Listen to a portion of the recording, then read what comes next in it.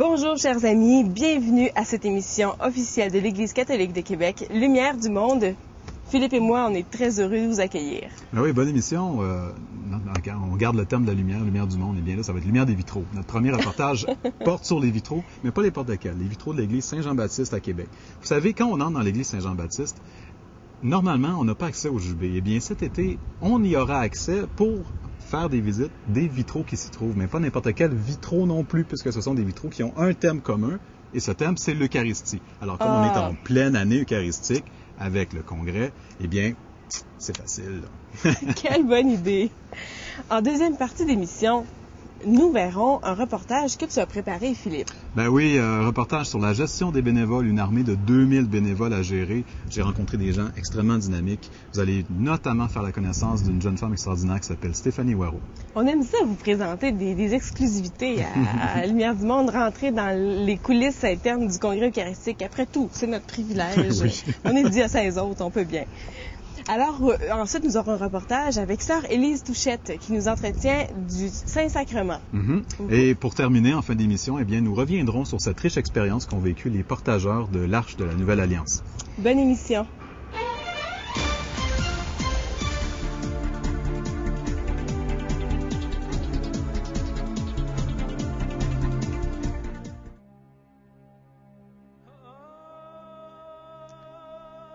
Avant même la photographie, les vitraux utilisaient la lumière pour frapper l'imaginaire. Aujourd'hui, l'œil est constamment sollicité par une multitude d'images. Mais les vitraux demeurent, porteurs de sens, porteurs de beauté, porteurs d'enseignement.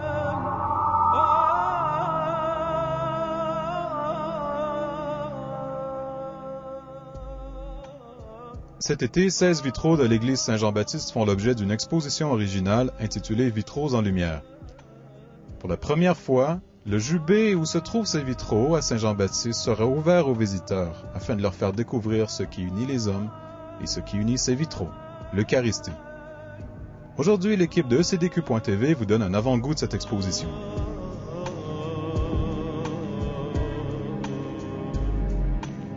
Madame Éliette Pouliot est l'une des instigatrices de ce projet. Elle nous explique comment l'idée de faire une exposition sur les vitraux a pris forme. Cette année, à cause du Congrès eucharistique, on a été contactés, sachant que nous avions les vitraux sur l'Eucharistie. Puis c'est comme ça que le projet a pris forme. Le Comité du patrimoine, d'abord, à chaque année, à chaque été, on fait toujours une exposition dans l'Église sur un sujet différent.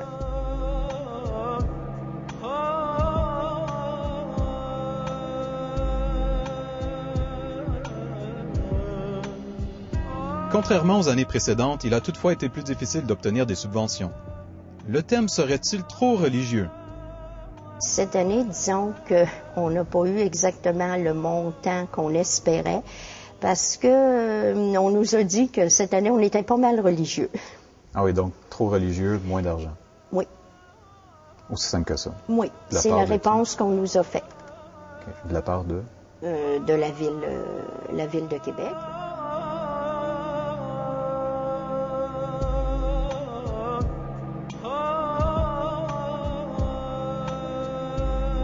Ethnologue de formation, Madame Claude Corriveau travaille présentement à finaliser le scénario de la visite de cet été. Elle nous parle de son apport au projet. Dans le cadre de l'exposition Vitraux en lumière à l'église Saint-Jean-Baptiste, mon rôle a été de faire une partie de la recherche et la rédaction des textes de l'exposition. Je travaille en collaboration avec ma collègue Frida Franco, qui est designer d'exposition et qui réalise avec moi depuis 5 ans à l'église Saint-Jean-Baptiste des expositions. Alors, au cours de l'été, les visiteurs vont être amenés à découvrir ou redécouvrir les vitraux de Saint-Jean-Baptiste, d'abord par des panneaux d'interprétation qui vont être situés au bas de l'église. Alors, ils vont pouvoir découvrir l'histoire des vitraux à travers le temps, d'où ça remonte les vitraux, pourquoi on en retrouve dans les églises, puis après se familiariser avec la technique du vitrail.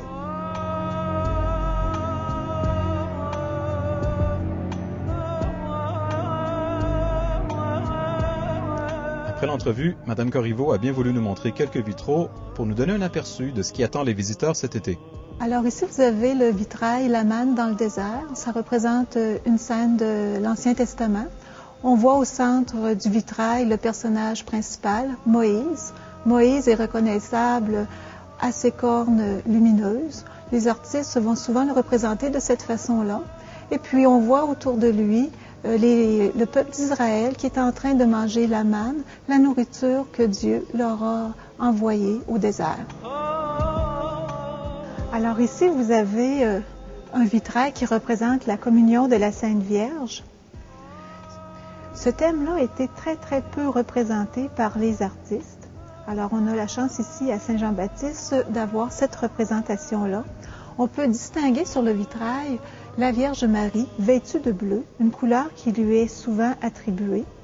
Et puis, juste à côté d'elle, on retrouve les lys qui symbolisent sa pureté. Ici, vous avez le vitrail représentant les disciples d'Emmaüs. C'est un thème qui a été représenté par de nombreux artistes. Certains artistes ont représenté les disciples sur la route d'Emmaüs, qui sont en train de rencontrer un étranger. D'autres l'ont représenté, comme on le voit ici sur ce vitrail, autour d'une table. Les disciples qui n'avaient pas encore reconnu Jésus viennent à le reconnaître quand Jésus va venir pour bénir le pain. Alors, c'est ce qu'on voit sur le vitrail. Jésus a la main levée en signe de bénédiction et les deux disciples le regardent avec un visage étonné. Pour voir l'intégrale de la visite de l'exposition Vitraux en lumière, rendez-vous tout l'été, du 14 juin au 1er septembre, à l'église Saint-Jean-Baptiste à Québec.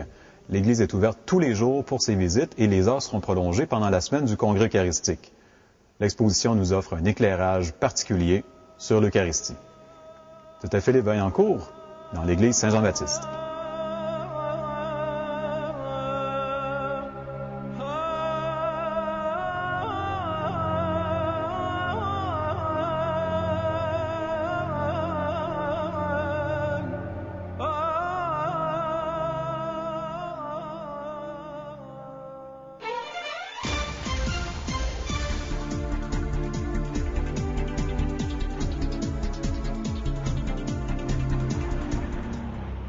Mercredi matin, boulevard René-Lévesque à Québec.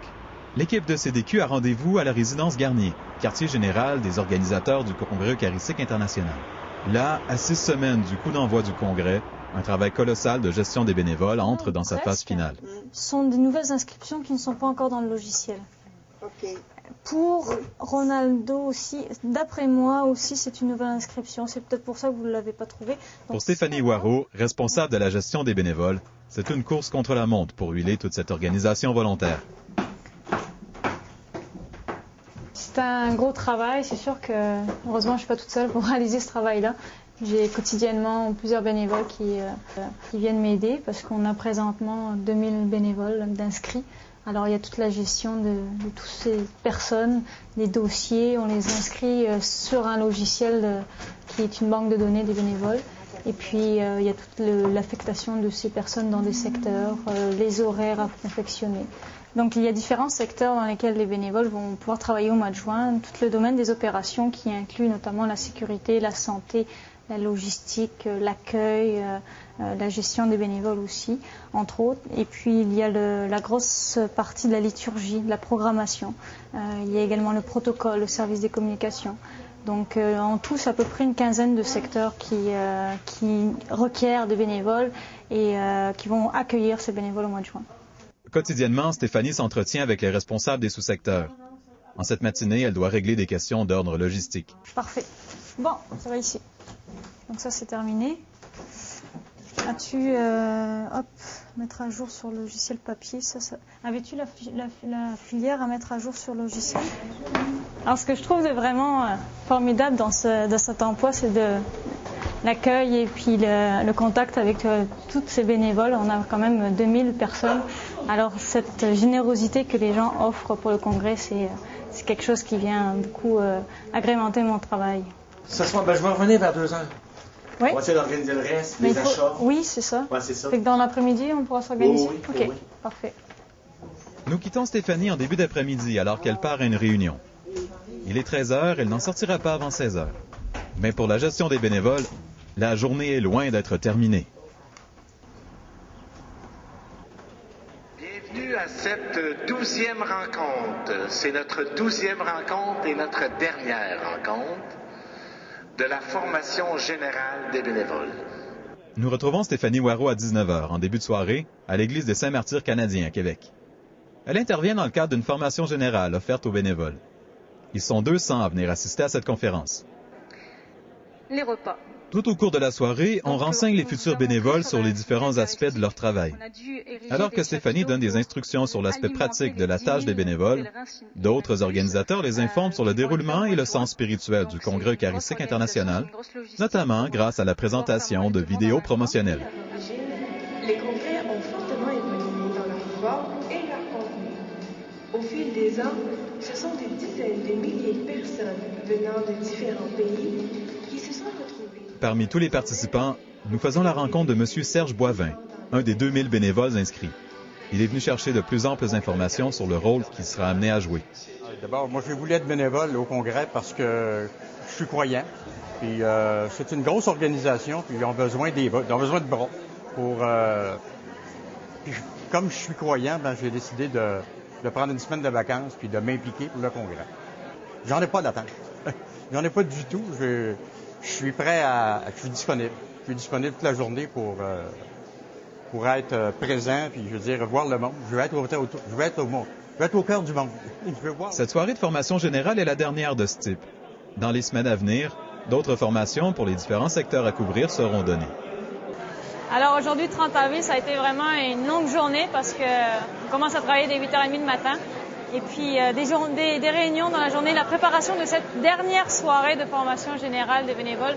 Donc on a accueilli plus d'une centaine de personnes ce soir. Alors il fallait préparer un petit peu les dossiers de chacun, s'assurer que tout était prêt pour les recevoir pour une dernière étape de cette formation pour ensuite passer à d'autres étapes qui s'en viennent très prochainement. En fin de soirée, le bilan est positif. Pour Stéphanie, le sablier continue de s'écouler au fur et à mesure que les jours passent. Demain est un autre jour, certes, mais elle est satisfaite du travail de son équipe. Fatiguée parce que ça fait quand même 12 formations qu'on a enchaînées à différents lieux à travers la province, mais très satisfaite. On a eu beaucoup de bénévoles qui ont pris part à cette formation, donc on est très enthousiastes. Puis les bénévoles aussi, je pense qu'ils sont enthousiastes à l'idée de participer. Pour Serge Boivin, comme pour tant d'autres bénévoles, c'est le début d'un engagement non seulement envers l'Église, mais aussi envers lui-même.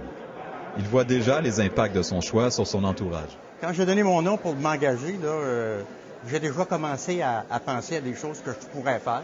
Déjà, mettons, être ouvert, être disponible, avertir mes collègues de travail que je serais absent pendant une semaine, dans un rush de l'année où ça bouge plus, mais qu'en tout cas, j'ai pris la décision. Puis déjà là, c'est signifiant. Parce qu'ils me disent, comment ça tu t'engages pour le Congrès? Fait que je dis oui, ça prend des gens pour le faire. Puis moi, j'ai le goût de le faire. Ce goût, il est partagé tant par les organisateurs que par les participants. Pour tous, l'enjeu est simple. Offrir un accueil sincère et chaleureux aux congressistes. Et dans les semaines à venir, ce sera plus que jamais leur leitmotiv.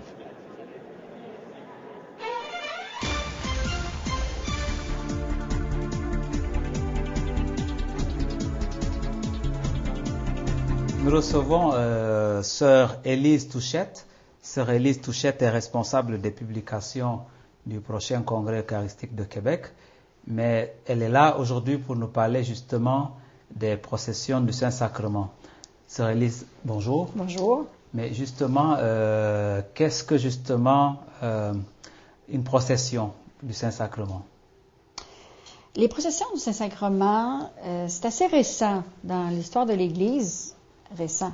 C'est arrivé vers le Moyen Âge. Vous savez que la dévotion eucharistique, on ne devrait même pas dire la dévotion, mais la foi en l'Eucharistie vient de la vie de Jésus et de tout de suite les premières communautés chrétiennes. Mais il faut attendre jusqu'au Moyen Âge, jusqu'au 12e siècle, pour voir apparaître des processions eucharistiques. C'est qu'à ce moment-là, la foule, le peuple de Dieu avait besoin de voir l'Eucharistie.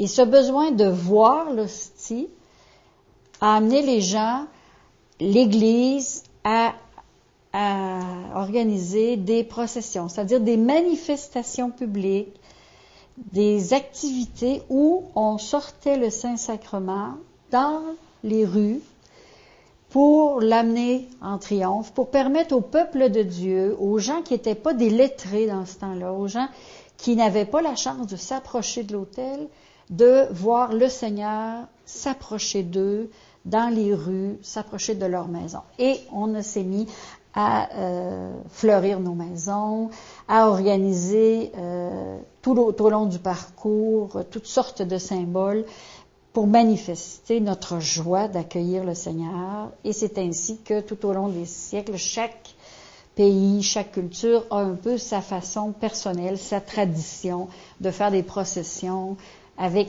l'Eucharistie, c'est-à-dire le Saint-Sacrement exposé dans la ville. C'est ça. Mais est-ce qu'il y a une différence entre la procession du Saint-Sacrement et la fête Dieu?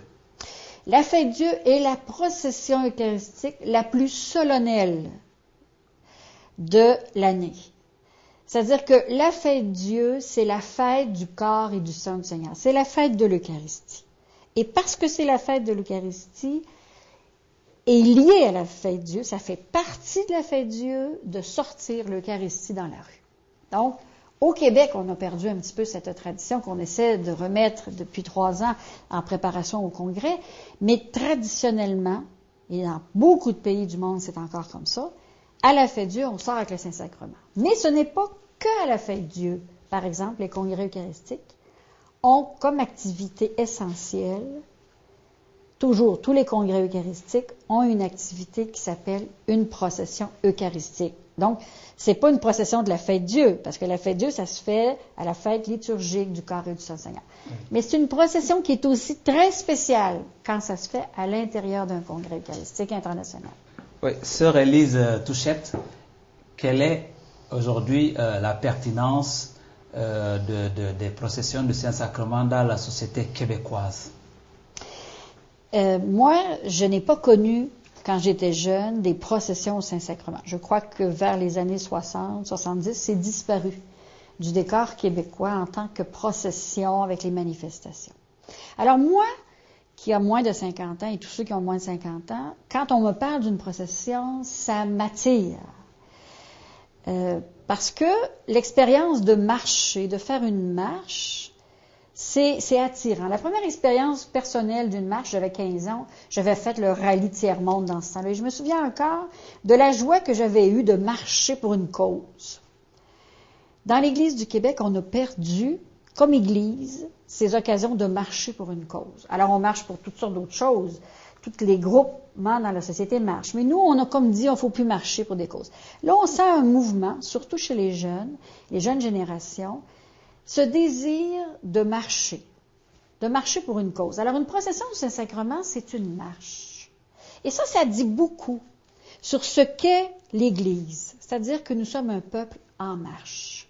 Pourquoi ça nous plaît, une procession?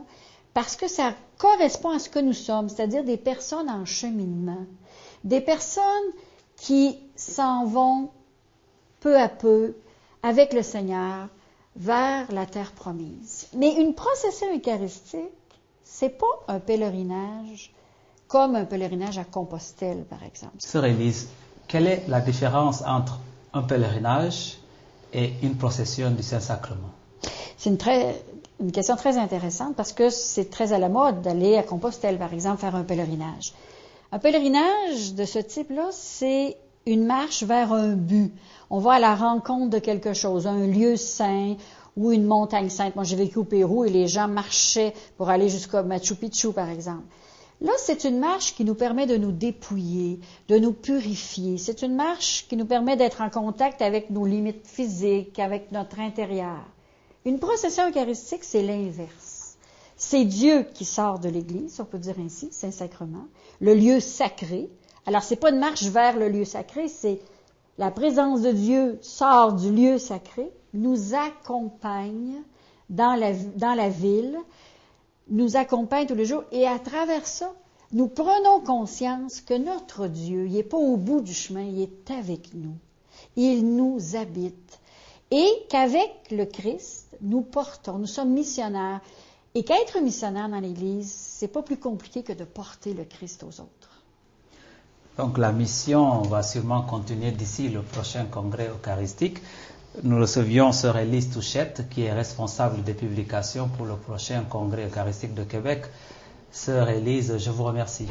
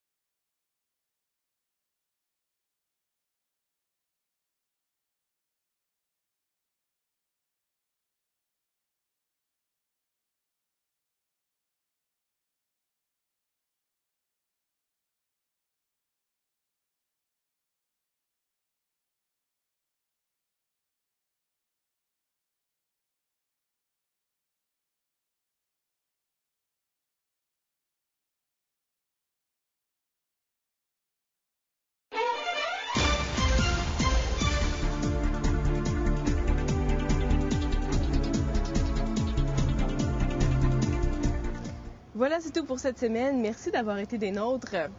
Oui, vous pouvez toujours regarder à nouveau les émissions sur ecdq.tv. D'ailleurs, ecdq.tv, eh bien, c'est un des petits bébés du Congrès eucharistique. On veut que ça reste, on veut que ça demeure par la suite.